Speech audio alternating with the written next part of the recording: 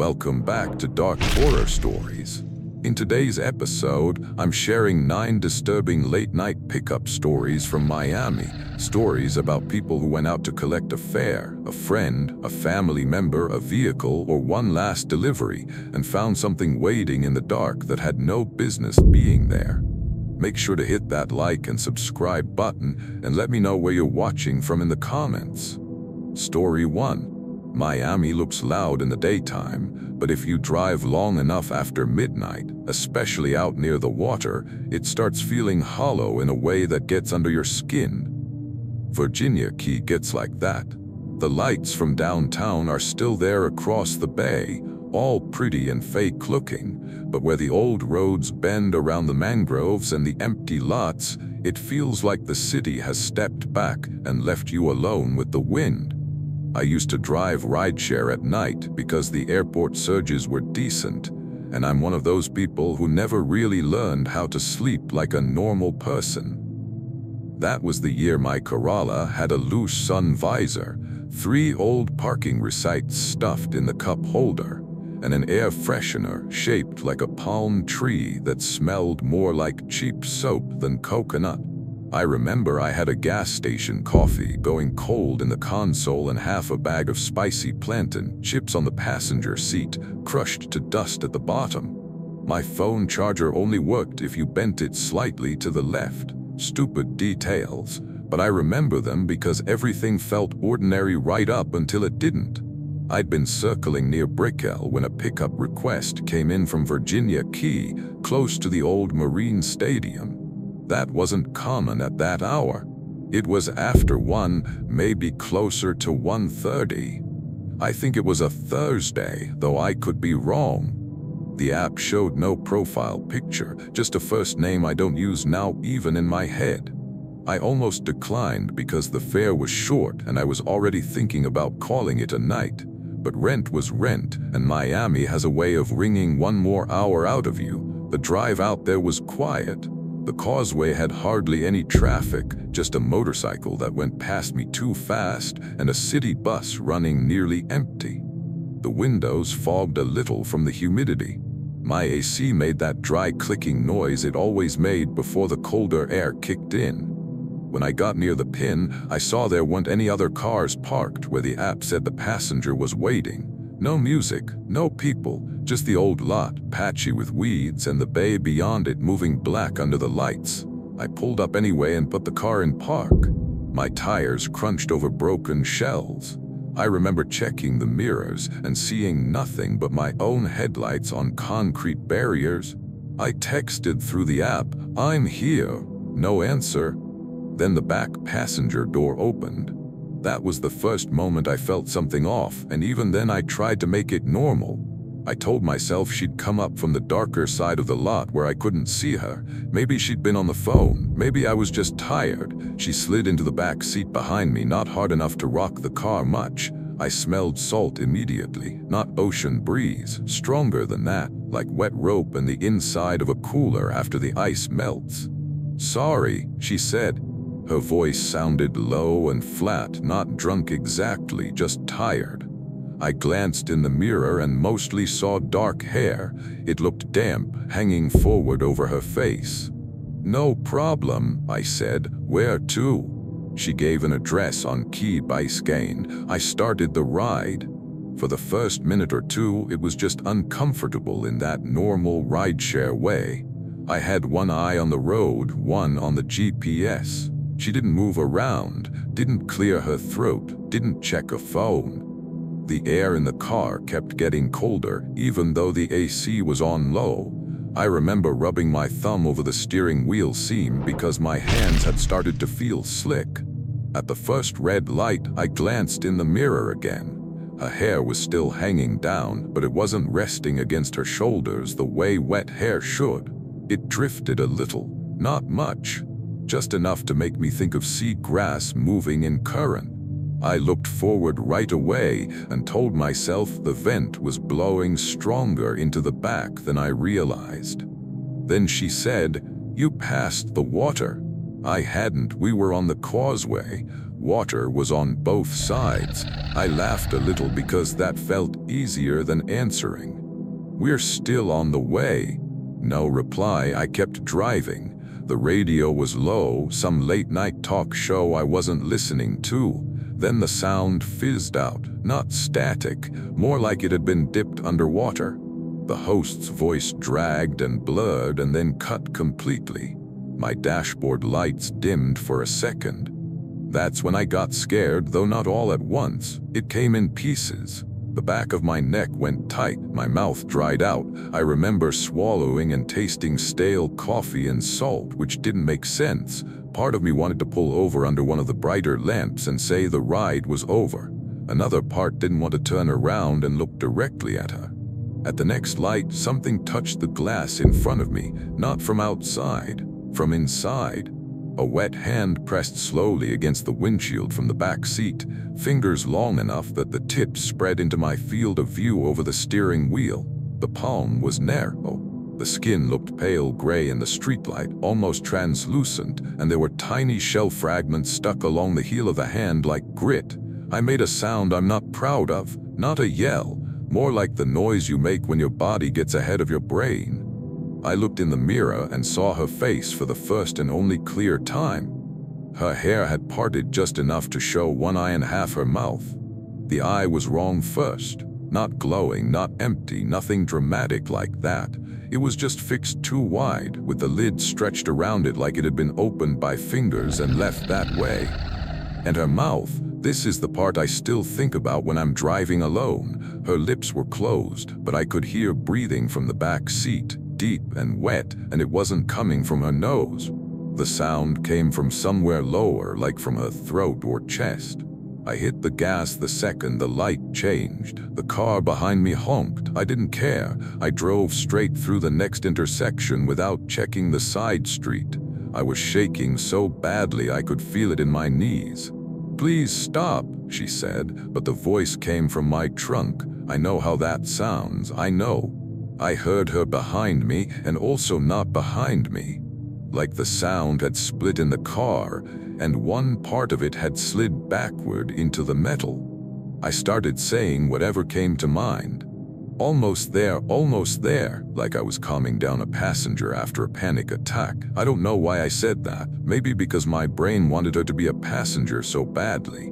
Maybe because if I admitted she wasn't, I'd have had to stop the car or crash it. When I reached the turnoff toward the toll booth area, the car lurched, not from me braking, from weight shifting, hard. The whole back end dipped like somebody had climbed into the trunk.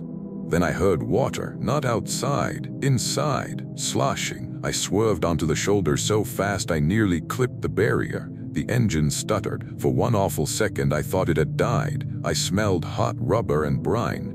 I shoved the gear into park, grabbed my phone and jumped out into the road. The back seat was empty. Both rear doors were shut. There was water all over the upholstery, soaking the seats and pooling in the floor mats, though it hadn't rained all night. My plant and chip bag on the front seat had turned soft with moisture, and on the inside of the windshield, starting where the hand had pressed, there were 5 streaks dragged downward, as if someone had slowly pulled their fingers toward me and stopped inches from my face. I went to the trunk because I couldn't not. I wish I hadn't. When I opened it, there was no person, nothing dramatic waiting to jump. Just a mess of seawater, 3 small shells rolling in the spare tire well, and my emergency blanket peeled halfway out of its package like somebody had worried it open with wet hands. A highway service truck found me parked half on the shoulder maybe 20 minutes later, maybe less. Time got slippery. The guy asked if I was okay and I told him my car had leaked from somewhere. That was the story I went with. I don't think he believed me, but he also didn't want trouble.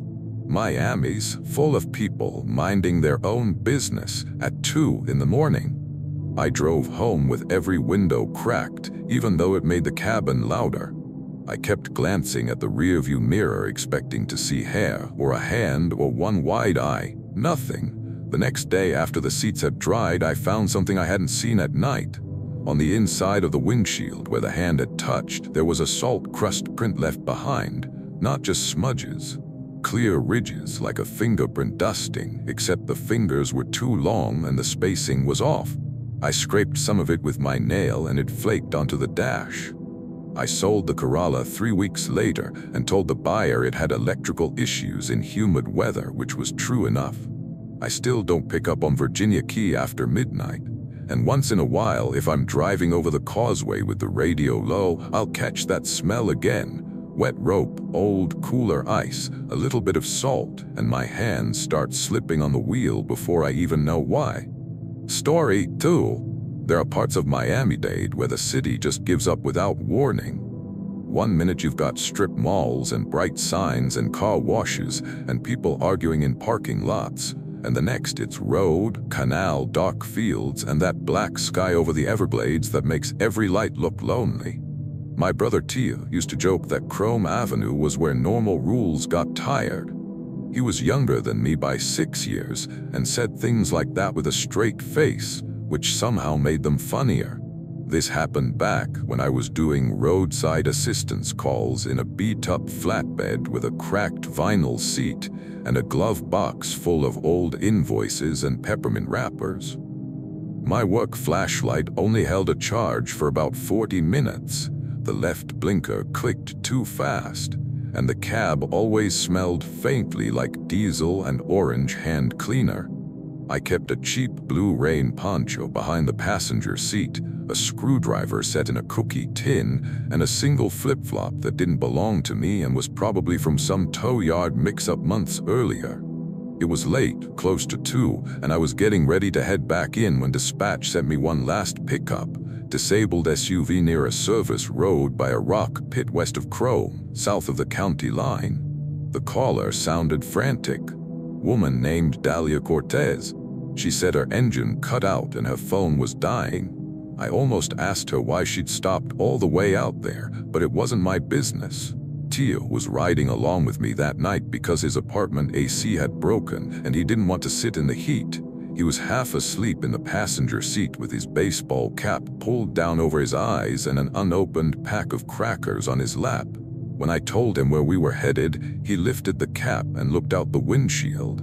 Out there, I said. He clicked his tongue. Great. The road got emptier the farther we went. We passed a nursery with the gates chained shut, then a stretch of canal with no houses at all. The dispatcher's map pin was fuzzy, probably from bad signal. I remember the truck's AC suddenly not feeling strong enough. My coffee had gone cold in the cup holder. Tio tore open the crackers and started eating them one at a time in that loud way he had, and I snapped at him for no reason except my nerves were already getting thin.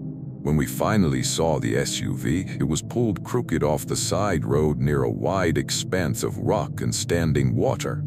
No hazard lights, no dome light, just sitting there with the driver's door open. I eased the flatbed to a stop a few yards behind it. No one in there, Tio said. We both sat for a second with the engine idling. I told myself Dahlia had gone to find better reception, or maybe another car had picked her up. I even said that out loud, because saying something practical felt important. Then my truck radio crackled and a woman's voice came through, very faint. Please hurry. Not through dispatch, through my truck radio, which wasn't connected to her phone in any way. Tio sat up straight. You hear that? Probably crossed signal, I said immediately, though I'd never had a crossed signal sound that clear. We got out. The heat had dropped off fast. Not cool exactly. Florida never really gives you that in August, but thinner, less alive. The rock pit water looked flat as painted metal. Somewhere insects were making noise, but not nearby. Nearby it was quiet. I shone my flashlight into the SUV.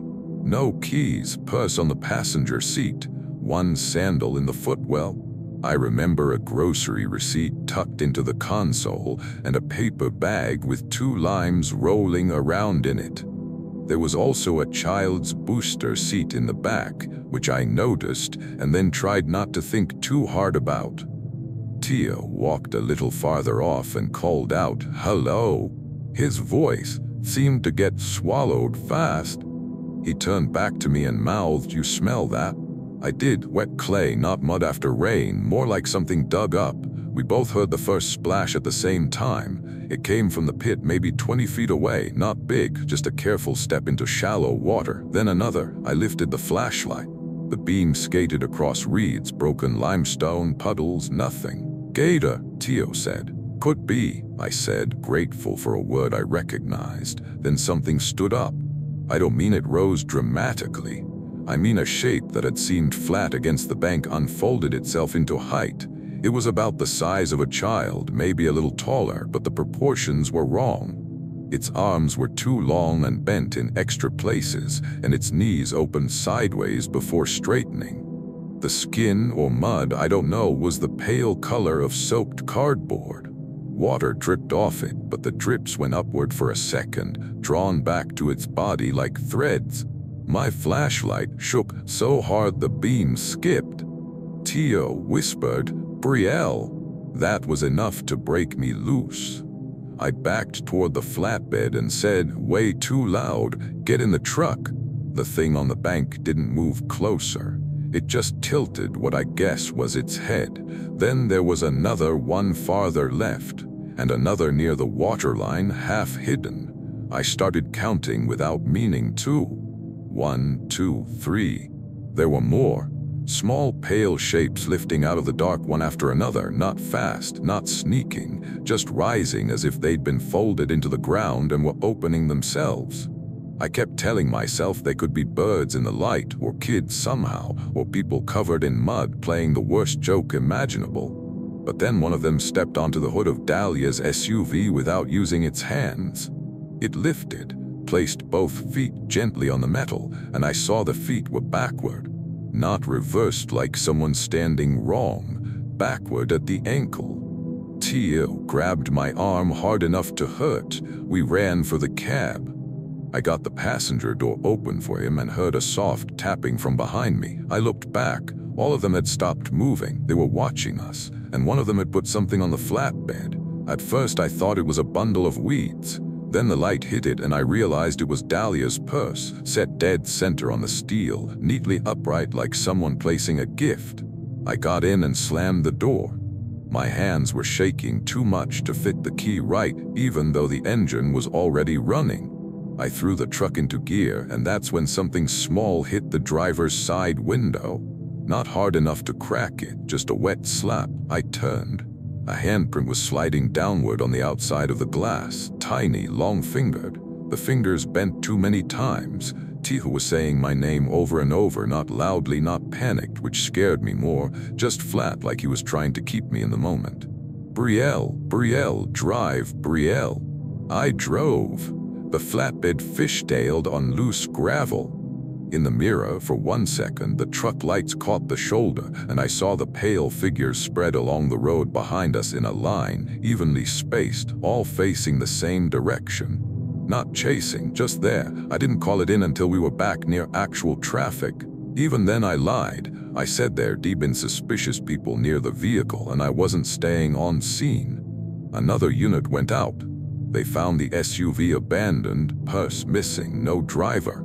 I never learned more, and I stopped trying because there was something ugly about how bad I wanted a normal explanation and how little I believed one. 2 days later, while cleaning the cab, I found proof I hadn't imagined the worst part.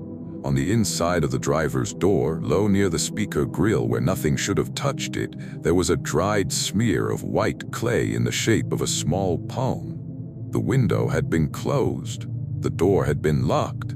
And pressed into the clay were ridged lines like skin, only too narrow and too many. Tio moved to Tampa the next spring. I quit roadside calls not long after. Every now and then when I'm driving west and the road opens up and there's nothing but canal and dark field, I catch myself counting shapes along the shoulder without meaning to. I always stop at 3. Story 3. The Redland looks different from the Miami people put on postcards. No towers, no beach glow, just groves, nurseries, long black roads, and houses that sit back from the asphalt like they don't trust it. At night it gets quiet in a way that makes small things sound personal. a sprinkler head ticking, fruit dropping somewhere in the dark, your own tires over grit. I had a cousin, Cedric Boone, who worked odd jobs down there and treated every inconvenience like a temporary adventure. This happened the summer he called me at almost midnight and asked if I could come pick him up from an old fruit stand off Bower Drive because his truck wouldn't start and his phone was at 2%. I'd been home in Kendall wearing gym shorts, eating cereal out of a mixing bowl because all my real bowls were dirty, and trying to decide whether a rattling sound in my bedroom fan was worth dealing with. My car had a missing radio knob, 2 hair ties around the turn signal stalk, a pack of spearmint gum melted into the center console, and an umbrella rolling around on the floor in back. There was also a single high heel under the passenger seat from a wedding months earlier. Not mine. Cedric was the kind of person who'd say, "You're awake anyway," and be right, so I went. The drive south was all orange streetlights at first, then fewer and fewer until the road seemed to stretch into empty dark between trees. I knew the stand he meant. It had been closed for years. A squat little building with a hand-painted sign, a busted cooler out front, and an honor box shelf where locals used to leave cash for avocados. I remember because when we were kids, my mother once bought star fruit there and made a huge deal about how pretty they looked sliced open. When I pulled up, Cedric was already waiting beside the road.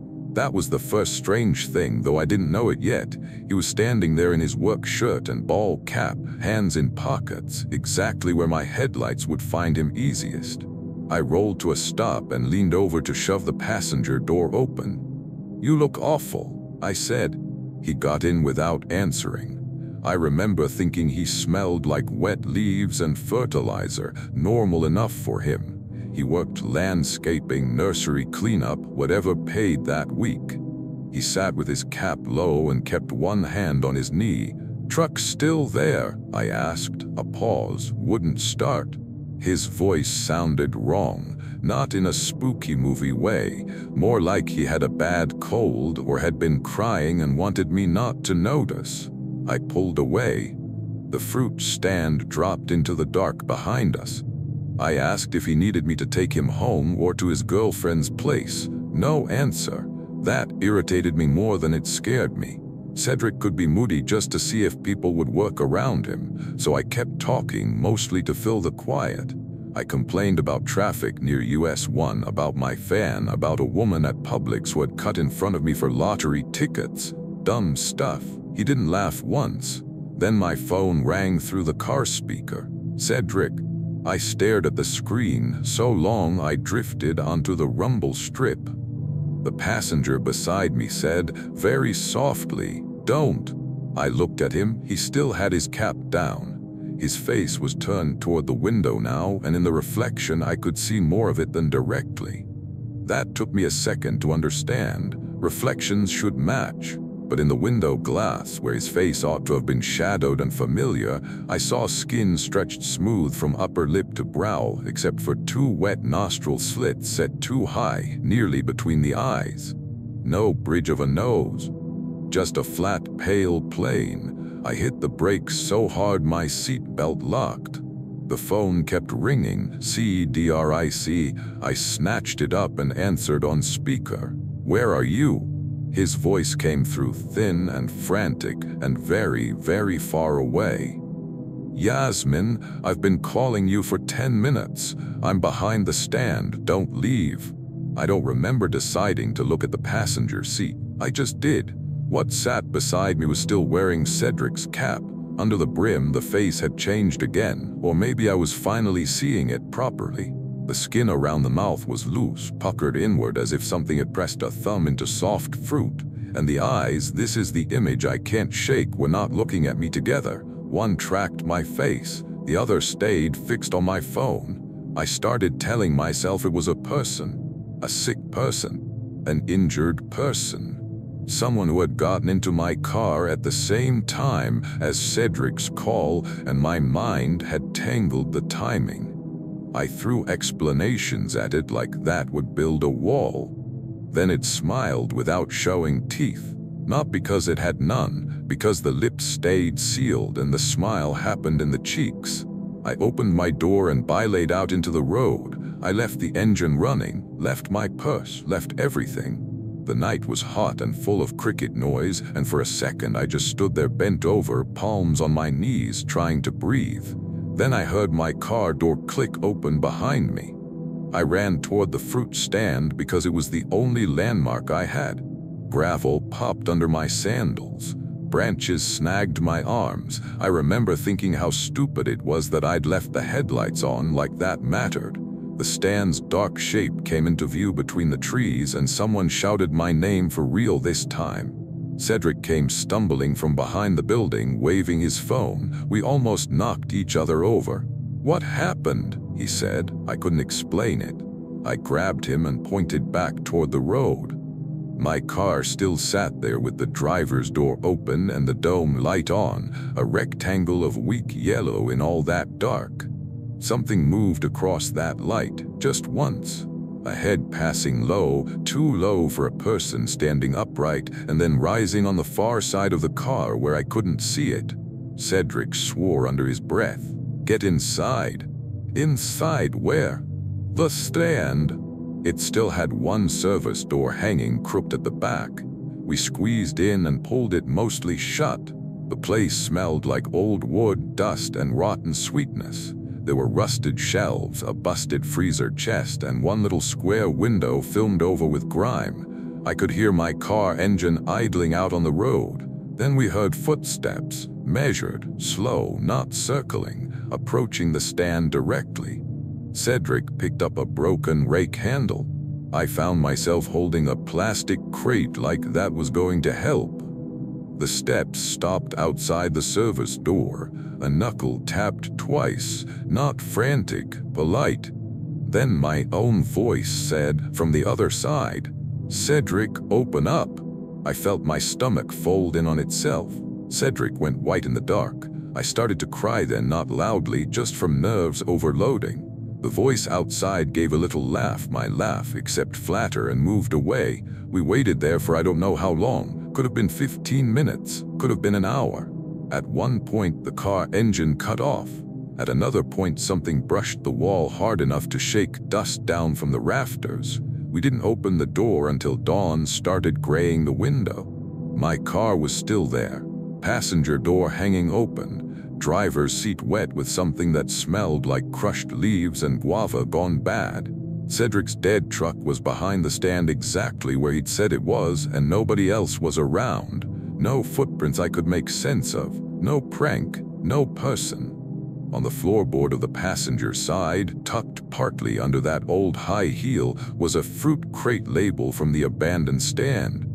The kind they used to staple onto boxes years ago. The cardboard was fresh, not sun-faded, and in the middle of it were 5 deep dents, pressed from the underside out as if something with long fingers had tried to push through. Cedric moved north a year later. I stopped answering calls after 11 unless I really trusted the person. He still apologizes for that night sometimes. I always tell him it wasn't his fault. But every now and then, when my phone rings in the car and the Bluetooth lags half a second before showing the name, I get this awful little thought that something is waiting to see who I think I'm picking up. Story 4. If you've never been out on Tamiami Trail late enough, it's hard to explain how empty it can feel even when there are technically roads and businesses around. Things stay open, sure, but they don't feel open. They feel lit. There's a difference. I was doing late-night food delivery that winter because my day job had cut my hours, and I'd gotten used to weird handoffs. Motel rooms with the curtains pinned shut, gas stations that smelled like bleach and fryer oil, men in fishing shirts asking if I could wait while they found cash they'd already claimed to have.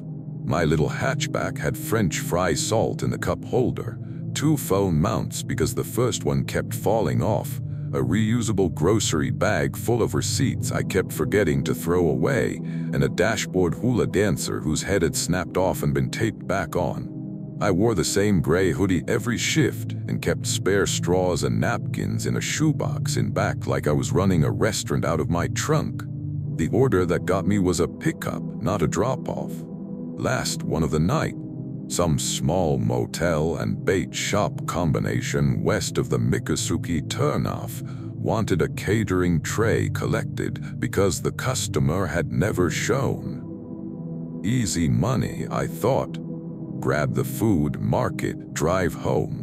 The motel had 8 rooms in a row, all doors facing the lot, and an office with a Coke machine buzzing hard enough to hear from the car. One room had a TV flickering blue through the curtains. Another had a pickup truck backed in with no license plate on the front. The bait shop side was dark except for a beer sign. I remember there were 3 dead moths in the office window, a stack of foam coolers by the ice machine, and a handwritten note on the counter that said "Ring bell" in green marker. The bell itself was one of those little chrome desk bells, and the top was sticky. I rang it. Nothing. I rang again and waited. The office smelled like old carpet and coffee burned down to tar. Somewhere deeper in the building, a radio played softly, some Spanish station drifting in and out. Then I heard tapping. Fast, light, metallic. It took me a second to place it. The vending machine outside.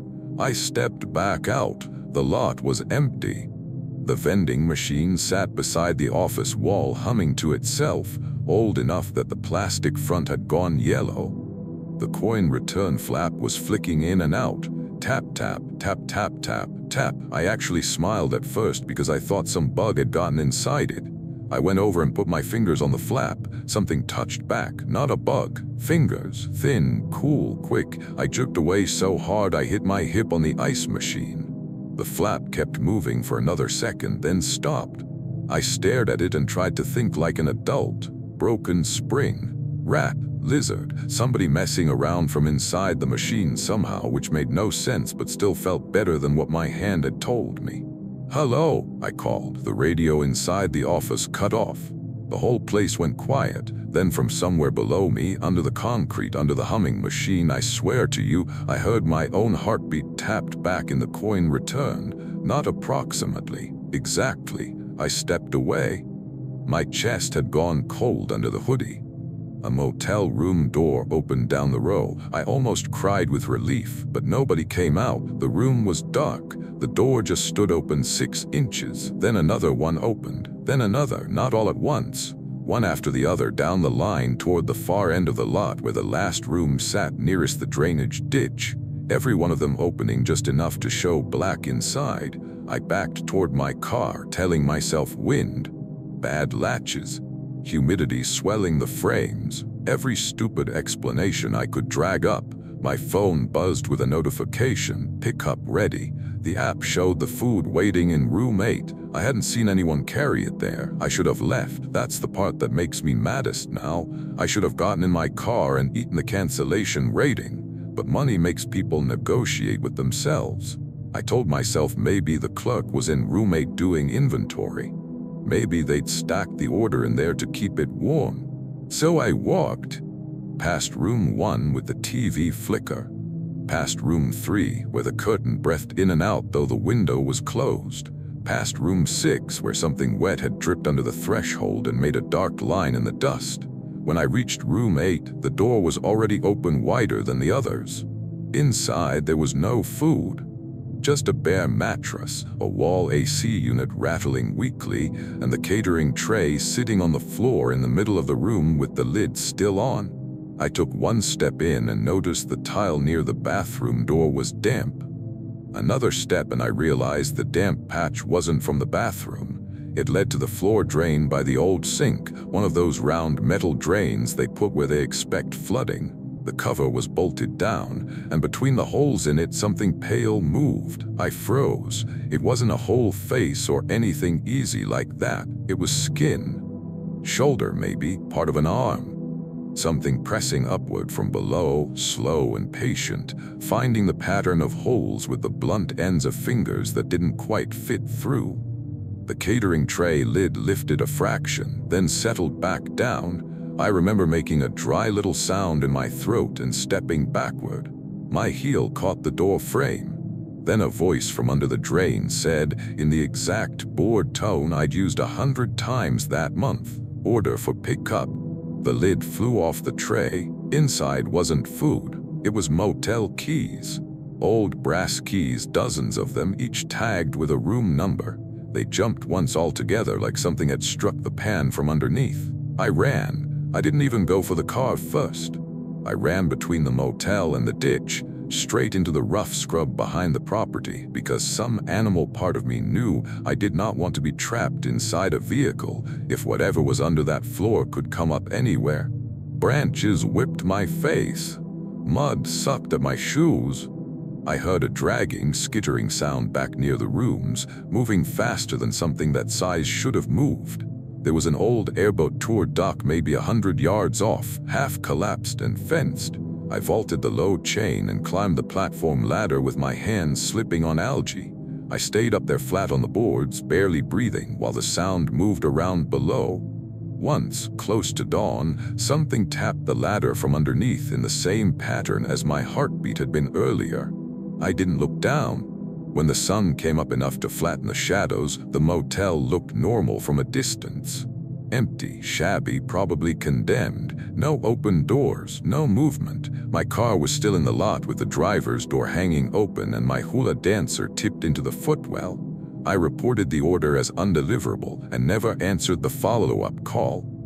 Later that morning, when I reached for change at the car wash, I found 3 old brass motel keys in my hoodie pocket. Room 2, Room 5, and Room 8. I had never touched the tray. I threw them into a canal on the drive home, or I think I did. I remember the motion of my arm and the splash anyway. What I know for sure is that sometimes when I'm drifting off to sleep, I'll hear that coin flap tapping somewhere in the apartment, matching the thud in my chest so closely I have to sit up and count just to prove the sound stops when I do. Story 5. Black Point Marina after dark is its own kind of lonely. You've got the boats knocking gently in their slips, the smell of bait and diesel and salt, the vending lights by the ramp, and then beyond all that, just black water and the hint of mangroves where the channel runs out. My friend Pilar Ibanez managed charters for a guy who owned 2 fishing boats and underpaid everybody. She called me one night because one of the outboards had died after a late return, and she needed help moving a crate of gear from the service dock before morning. I was a marine mechanic then, more or less, or close enough that friends called me when something heavy and expensive needed touching. My work jeans still had dried sealant on one knee, my truck was full of zip ties and socket sets, and a rain jacket that never dried properly, and I had a paper bag with 2 stale pastelitos on the dash from a bakery stop I'd meant to eat earlier. There was a tiny screwdriver rolling in the cup holder every time I took a turn. Pilar sounded irritated more than worried. That should have warned me. Irritated was her normal, quiet was not. When I got to the marina, most of the lot was empty. A couple of trailers, one idling truck near the ramp. The bait shop shuttered. The air had that metallic pre-storm feel, though the sky over the bay was still mostly clear. Pilar was waiting by the service dock with a headlamp and a milk crate full of tackle boxes. "You took forever," she said. "Nice to see you too." We started carrying gear down toward the far slips where the charter boat sat. The dock planks were damp underfoot. Somewhere lines creaked against cleats. My flashlight beam caught mullet flipping now and then in the channel. Normal marina stuff. Even the wrongness came in small. First, all the gulls vanished. I don't mean flew off where I could see them. One minute there was noise and flutter and the usual mess. The next it had all gone still enough that I could hear Pilar's bracelet clicking when she lifted the crate. Then I noticed wet footprints on the dock ahead of us, bare feet. long. At first I figured some drunk had stumbled down from a boat. Miami marinas at night, you know. But the prints were on the underside of the next finger dock. I had to stop walking and squint to make sense of it. The beam shone under the planks, and there they were. Dark, wet footmarks moving along the wood overhead, as if someone upside down had walked beneath it, parallel to us. "Grant," Pillar said, "why'd you stop?" I pointed. She looked where I was pointing and went silent. The prints continued a few yards and ended at a piling. No drips, no handprints, just gone. "Otter," she said finally, but her voice was flat. "Yeah," I said, because saying anything else would have made it worse. We reached the boat and loaded the gear. I climbed aboard to check the dead outboard while Pillar untied one line and retied it for no reason except nerves. The water between the slips slapped softly at the hull. My flashlight beam moved over rod holders, deck wash hose, cooler lid, a forgotten sandwich wrapper stuck in a corner. Then something bumped the underside of the boat. Not hard, just once, a careful knock. I leaned over the side and shone the light down. For a second I saw only our reflection broken by ripples. Then a face moved just beneath the surface, not floating up at us. Moving sideways, keeping pace under the boat as smooth as a ray gliding under sand. Pale and flattened by the water. No details at first except the forehead and the shape of a cheek pressed too close to the surface tension. Then it turned slightly, and I saw there were barnacles crusted along one side of the jaw like somebody had glued them there years ago and left them to grow. I recoiled so fast I slammed my shoulder into the hardtop support. "What?" Pillar hissed. "Cast off," I said. "What?" "Snow." She must have heard something in my voice because she dropped the line immediately. The boat drifted, then bumped the fenders. I lunged for the livewell hook and shoved us off with it. Pillar scrambled aboard, nearly dropping the crate. The dead outboard wasn't the problem anymore. The trolling motor still had enough battery to crawl us down the channel if we were lucky. I fumbled the control while my hands shook. Below us, something brushed the hull from stern to bow. Not scraping, feeling. Then water streamed from the transom in thin vertical lines, upward instead of down, like fingers drawing themselves up the fiberglass. Pillar made a little choking sound. "Grant." I looked aft. A hand was gripping the swim ladder from below. Human-shaped, I guess, except the fingers were too jointed and the skin looked water-swollen and pale green in my light. Small shells clung between the knuckles. Another hand joined it. Then the top of a head eased up until I could see hair stuck in dark ropes to the skull. The face that rose after it was the worst thing I've ever seen on open water because it was so calm. Not snarling, not rushing.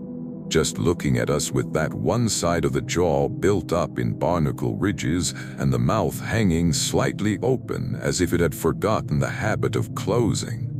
Pillar grabbed the boat hook and slammed it downward. The thing slipped off the ladder without splash, just gone. The water beside us barely moved. I shoved the trolling motor to full and the little whine of it sounded pathetic against all that dark channel. We crawled forward, slower than panic once. Dock lights slid by. The breakwater seemed impossibly far. Twice something knocked the hull from below. Once the boat listed as if weight had settled onto one side step. Pillar kept whispering, "Don't look over, don't look over," whether to me or herself, I don't know. At the channel marker near the mouth, lightning flashed over the bay. For that single bright second, the water around us showed shapes under the surface, several of them spaced in a loose ring. Human-sized, moving with us, then darkness again. I don't know why they stopped when they did. Maybe they didn't stop. Maybe we just got lucky and hit open water that confused them. But the ring broke apart near the ramp lights. We made it back in shaking so badly we could barely tie off. Neither of us called anybody. What would we have said? That something had tried to board the boat, that there were footprints on the underside of the dock. In Miami, people hear weird and either laugh or ask if you were using. The next morning, Pillar texted me a photo. On the collar of my work jacket, right where I'd thrown it on the deck during the scramble, there was a single small barnacle chip pressed into the fabric so hard it had cut 3 tiny white lines into the canvas. I still have the jacket. I don't know why. I haven't worked a night job on the water since. You can call that superstition if you want. All I know is sometimes when a boat hull knocks gently at a dock in the dark, there's a part of me that still listens for the second knock, the careful one from underneath. Story 6. Little Havana doesn't feel isolated the way the Redland or the Glades do. But cities can make you feel alone in a different way. You're surrounded by signs of people, and still somehow too far from anybody who'd help if the wrong thing sat down beside you. My Aunt Solange Baptiste worked late at a botanica near the river, and every now and then I'd pick her up because parking there was awful, and she hated rideshare drivers who talked too much. I was a night nurse back then, between contracts, running on weird sleep and grocery store sandwiches. My car had hospital parking stickers peeling in the windshield corner, a stethoscope shoved under the seat from a shift weeks earlier, a tote bag full of scrubs in the trunk, and exactly 4 cough drops left in the center console. I remember one of my shoes was squeaking from a splash earlier that day, and there was a crack in my phone screen shaped like a tiny branching tree. That evening had been hot even by Miami standards, storm heat, the kind that makes walls sweat.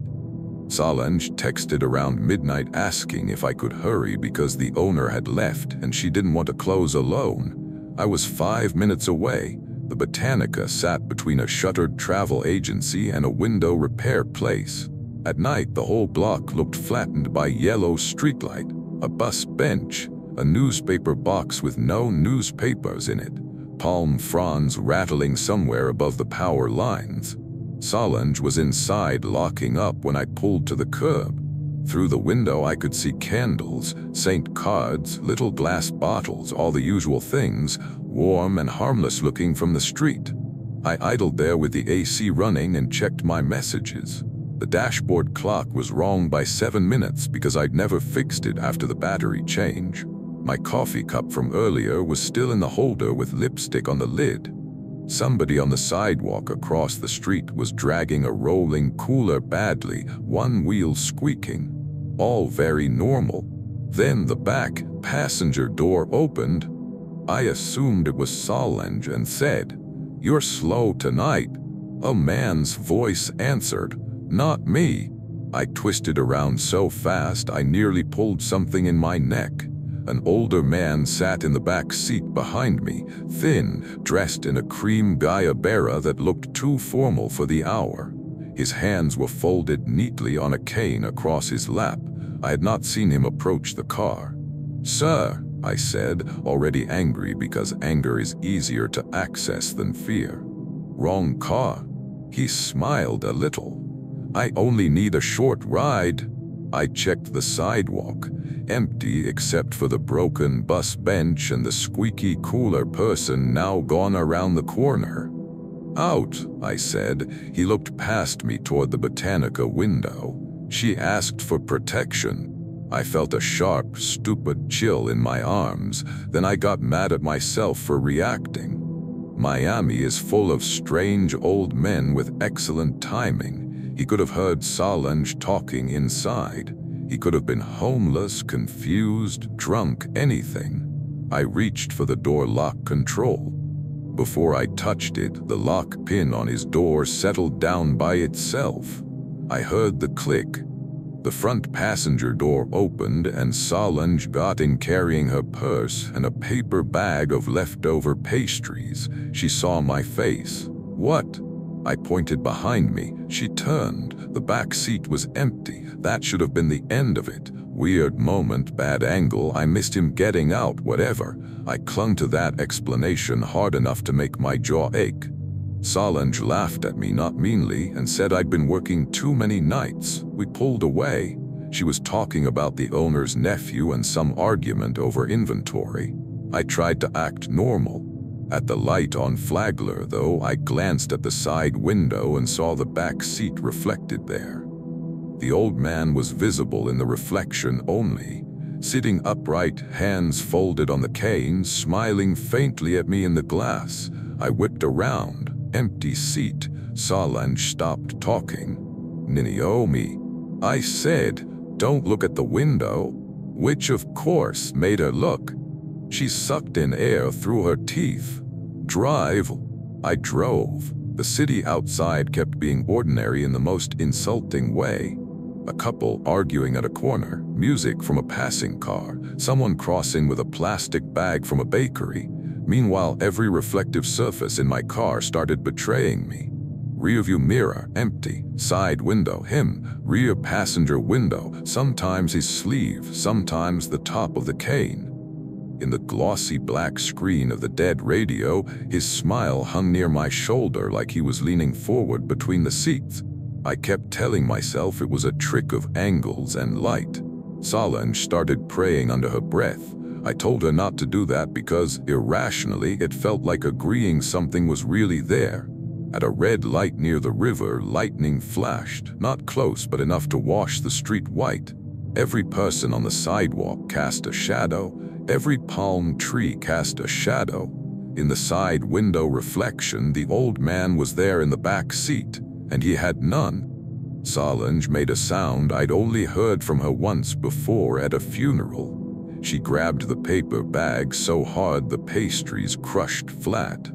Then the man spoke, not from the back seat, not exactly, but from all the glass around us. "You passed my street." My dome light came on by itself. I don't remember deciding. I just yanked the wheel and pulled up over the curb in front of a 24-hour pharmacy where there were actually people. I threw the car in park, opened my door, and dragged Solange out with me. We left the engine running, left her purse, my phone, everything. Under the harsh pharmacy lights, the car looked stupid and harmless. Beige sedan, one hubcap scratched, bumper sticker half peeled away. People were staring because I'd mounted the curb like an idiot. Good, I wanted witnesses. Solange and I stood by the cart return, breathing like we'd sprinted miles. A cashier came outside asking if we were okay. I pointed at my car and said, "There's a man in the back seat." There was. Of course there was. The cashier looked inside, saw nothing, and gave me the careful expression people use when they think maybe you need help they're not trained to give. I made myself walk back to the car because I refused to let it own the vehicle too. The back seat was empty. No cane, no old man. Just Solange's paper bag split open on the floor mat and powdered sugar scattered across the upholstery. Then I saw the inside of the rear passenger window. Written in the sugar dust from the inside were 3 curved lines and a straight line crossing them. Not words, just a mark, deliberate, too precise to be accidental. Solange would not get back in. We left the car there until sunrise and came back with her son. Later, vacuuming the floor mat at home, I found something caught in the seam under the rear seat. A bent fish hook, small and old, blackened with age, tied to a length of red thread. No one in my family fishes with hooks like that. No one had been in that back seat for weeks besides me. I started to wonder if I understood what had happened then, and I stopped myself. Because understanding would mean rules, and rules would mean I could say why it chose that car, that street, that night. I can't. I still pick people up sometimes. Family, co-workers, friends from the airport. But before anyone gets in, I always look once at the windows from outside, not to see who's there, to see whether somebody is visible only in the glass. Story 7. South of Homestead, past where the tourist signs stop feeling sincere, there are old properties that seem half swallowed by time. Broken gateposts, empty packing sheds, groves gone wild. You drive by and think the land has forgotten what it was for. I used to do small equipment recovery jobs, trailers, generators, farm rigs, anything that needed hauling when regular companies didn't want the hassle. A guy named Farah Norden, who brokered weird contracts out of an office the size of a closet. called me one night about a compressor abandoned near an old homestead ruin off a private lane. "Easy pickup," he said, "which should tell you everything you need to know about Farah." My truck had chain grease on the wheel, a flashlight with a cracked lens, 3 unmatched bungee cords in the passenger footwell, and a bag of sunflower seeds I'd spilled into the seat seam days earlier. I'd been putting off replacing one of the reverse lights, so whenever I backed up at night, the world behind me looked half there, half missing. The lane-in was bad. Potholes, low branches, rusted irrigation pipes stacked in weeds. The moon was bright enough to silver everything without making any of it feel safer. I passed an old gate with a goat skull wired to the post. Not unusual for rural property, honestly. People do odd decorative things, or practical things that later look decorative. I remember thinking the skull seemed too clean. The ruin itself was a low concrete shell and a collapsed shed surrounded by overgrown avocado rows. The compressor sat where Farah had said, near a cracked loading slab. Easy enough. I backed the trailer in, set the brake, and got out. Immediately I noticed how still it was. No frogs, no insects close by, only the soft slap of a loose metal panel somewhere on the shed. I told myself the quiet came from the breeze shifting. Then I heard the goat's skull chatter, a small sound, teeth clicking once. I turned my flashlight on the gate post. The skull hung there exactly as before, jaw slightly open. Wind, I thought, loose wire. My nerves were ahead of me. I started hooking the compressor to the winch cable. My gloves were damp with sweat. The steel cable hissed over the spool. Halfway through, I realized there were strips of cloth tied to several trees around the slab, faded irrigation fabric maybe, fluttering lightly. Again, not weird by itself. Farmers mark things, people leave trash, but these strips were all tied at about the same height, face height, and each one had a dark line down the middle like something had been rubbed against it over and over. I kept working. The winch motor groaned. The compressor inched forward. Then from somewhere in the grove, a voice said very clearly, "Wrong one." I straightened so fast my lower back bit me. It sounded like a man older, close enough to be just past the first row of trees. I swept the flashlight around. Nothing but trunks, leaves, cloth strips turning gently. "Farah," I called, even though that made no sense. No answer. I rationalized again. Somebody living rough on the property, a landowner, a prank. You can spend your whole life making horror out of shadows if you let yourself. I went back to the winch. The cable tightened. Behind me, the goat's skull chattered again, this time longer. I turned the light to the gate and saw the skull was facing the trailer. I know that sounds impossible, and maybe it was never facing away to begin with. Memory does ugly things under stress, but I know what I felt in that moment. The cold drop in the gut, the certainty that the property had noticed me. Something moved among the cloth strips. At first I thought it was one of them twisting free.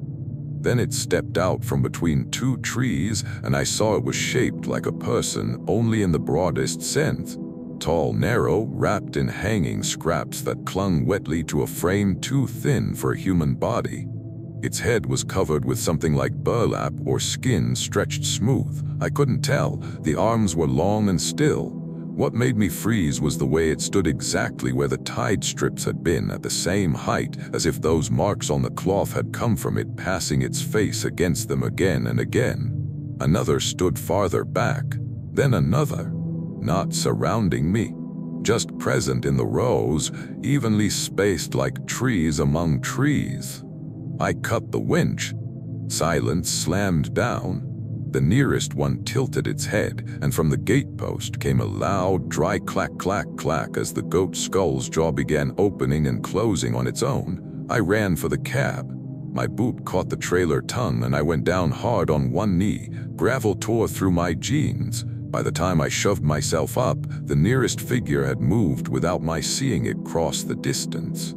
It stood at the edge of the slab now, maybe 15 feet away, closer than it should have been.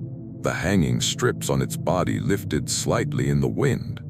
Under them were not ribs, not a chest, not anything I could name, just darkness packed with little pale things that shifted like teeth when the fabric moved. That was the iconic image, I guess, the thing I wish I'd never had to store in my head. I got into the truck and threw it in reverse. The trailer jackknifed immediately because my hands were useless. I yanked forward, clipped one tree, and heard cloth snag against the side mirror. Something struck the bed once, hard enough to dent it. I didn't try to save the trailer. I dropped it right there, drove off the lane half in the weeds, and only looked back when I hit the gate. The goat's skull was no longer wired to the post. It was hanging from my passenger mirror by a length of red irrigation tape, swaying gently as I bounced over the ruts. I screamed then, full voice, alone in the cab like an idiot. I didn't stop until I reached a gas station with lights and people and country music playing tinny over outdoor speakers. I sat under the canopy until dawn because I couldn't make myself go anywhere quieter. In daylight, the bed dent was real. So was the scrape down my passenger door where something rough had dragged along it, and tucked under the wiper blade, folded neatly as a note, was one of those faded cloth strips from the Grove. The dark line down the center wasn't dirt. It was a smear of something chalky and white, with a few short coarse hairs stuck in it. Farah asked 2 days later why I'd abandoned the trailer. I told him he could go get it himself. As far as I know, he never did. I don't take jobs on forgotten properties anymore. I say I'm too old for bad roads. That's partly true. The rest is that once you've seen something standing in a grove where it fits too well, you start understanding how much of the world doesn't need you there at all. Story 8. My father liked fishing camps that were a little too remote even by Florida standards. Not because he was some rugged survivalist. He just hated crowds with this deep, patient sincerity. If a place had bad coffee, mosquitoes, and no cell service, he'd call it peaceful. This happened out near the edge of the glades where one canal cut meets another and every direction starts looking borrowed from the last. He'd gone up for an overnight with a friend who bailated at the last minute, then called me the next evening asking if I could come pick him up because his skiff engine had started acting strange and he didn't want to risk the run back in full dark. I was annoyed, which I regret now, because it was a long drive and I had work in the morning. I remember stopping for gas in Kendall, buying a terrible hot dog I never finished, and loading a spare flashlight, bug spray, and a bag of ice into the truck. There was an old church bulletin on the passenger seat, 2 empty water bottles rolling in the footwell, and a cracked pair of sunglasses in the console that weren't mine but had been there for months. My father's thermos from a previous trip was still in the back from the last time I'd forgotten to return it. The roading got narrow fast, sawgrass on both sides, canal water black as oil in the headlights.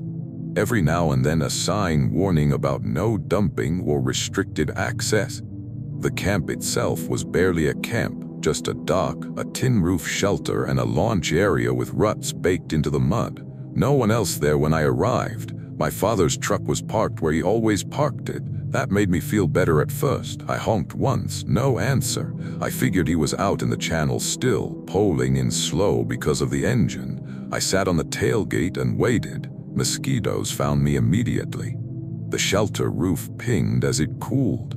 Somewhere farther off, something large moved through reeds with that dry whisper they make. I checked my phone knowing it wouldn't have signal. I ate one bite of the gas station hot dog and threw the rest away. I remember tightening the cap on the bug spray, then loosening it again because my hands were slick. After maybe 10 minutes, I heard my father cough, just ahead of me in the dark. A short, rough cough, very much his. I stood up. Dad. The canal water beside the dock gave a soft, bubbling sound. Then the cough came again, directly below the boards. I stared at the black gap between the dock slats and told myself he was under the dock in the skiff, tied up on the far side where I couldn't see. That was possible, people do that. The sound could bounce off water weirdly out there. I crouched and shone my flashlight down. Nothing but pilings, oily ripples, a floating beer can. Then something knocked 3 times from underneath the aluminum hull tied on the far side of the dock. Knock, knock, knock, not random. Like fingers. Dad, I said again, softer this time. From out on the canal, farther away now, my father's voice answered, "Over here." I nearly dropped the light. I swung it out across the water and caught the skiff about 30 yards away, drifting in slowly. My father stood in it with one hand on the push-pole. Relief hit so hard it made me laugh once. Then I looked back down through the dock slats because something was still under there. A hand rose from the water and wrapped around the underside of the aluminum hull. It was pale but threaded through with reeds, like the reeds had grown through the knuckles and between the fingers. Water streamed off it in black lines. A second hand joined it, then the top of a head pressed just enough above the surface for me to see wet hair plastered with bits of grass. I stumbled back so fast I fell on the dock. The beam skidded into the shelter roof. My father shouted, "Cora, move!" I scrambled to my feet as the tied aluminum boat slammed once against the dock from below, hard enough to rattle the cleats. Something underneath it shifted, long and heavy. I ran to the bank as my father brought the skiff in too fast, grounding it half in mud. He jumped out without killing the engine. "Get in." "What is that?" He looked once at the dock, and then away so sharply it told me all I needed. "Get in." I splashed into the skiff,